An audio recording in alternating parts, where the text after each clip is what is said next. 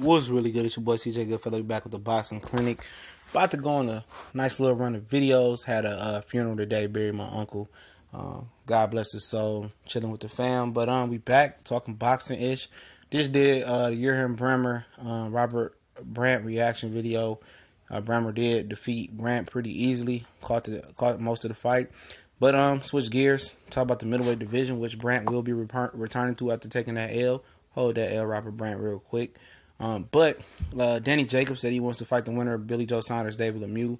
And I think that's an excellent fight, and I think he's being realistic. He's fighting Luis Cuba November 11th, which should be a solid affair. Kid out of Milwaukee, used to be the TMT, the money teammate with the promotions. You dig. Now he's fighting out with Rock Nation. Good fight. Then I think it's December 16th, Billy Joe Saunders and David Lemieux are fighting. And, Daniel Jacobs is being realistic, in this approach here, and I got to give him props. Because he knows he's not going to get Triple G versus Canelo. More than likely, they'll do a rematch.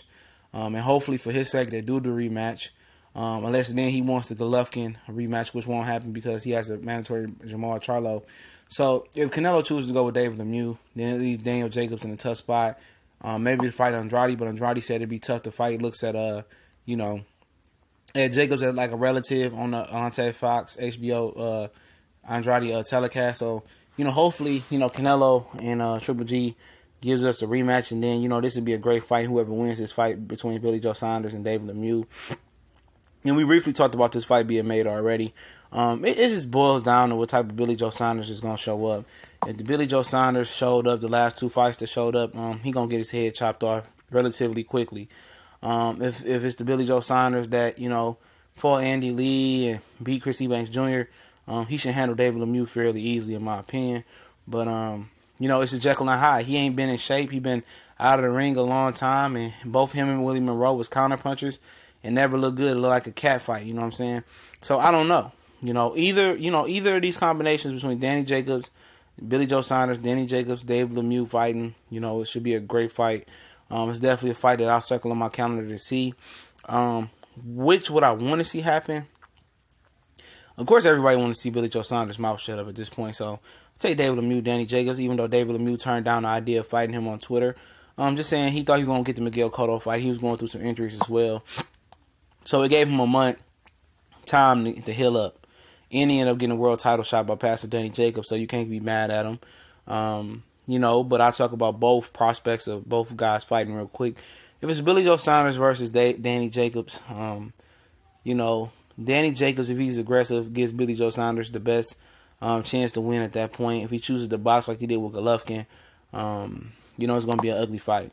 If he pressed the attack like Danny Jacobs did versus Pretty Quillen, and sometimes, he can be the aggressive puncher he is, he going to give the opportunity to Billy Joe Saunders to counter him and beat him. Billy Joe Saunders is at his best when he's fighting off the back foot, when he's able to counter and use his defensive prowess to his advantage. When you want him to be the aggressor, that's when he's like a fish out of water and he's not at his best, and he don't throw a lot of punches either, at least land a lot.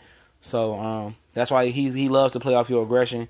And it depends on what type of style Danny Jacobs will bring to the table. If he's aggressive, he giving Billy Joe Saunders the best chance to beat him. David Lemieux versus Danny Jacobs.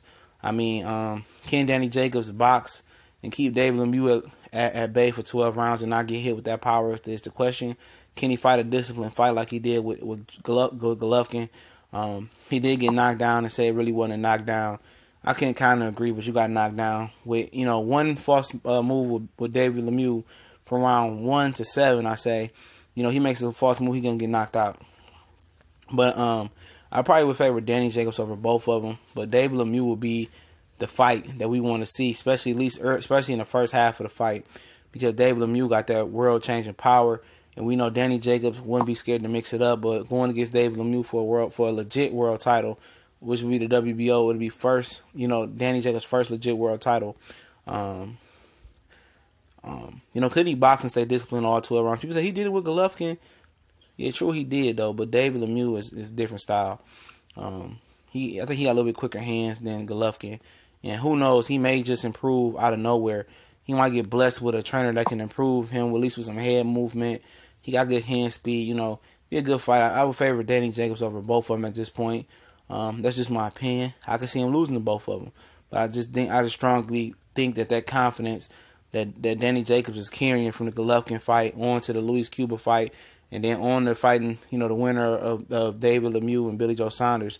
If they want to oblige Danny Jacobs, it's just going to be too much. I think he's on another level right now other than them. And it'd be a great fight for Danny Jacobs. I'd love to see the fight. I'd love to see him get the opportunity to become a real, legit world title holder. Miracle Man is blessing all the boxing fans if we can get this fight. We out.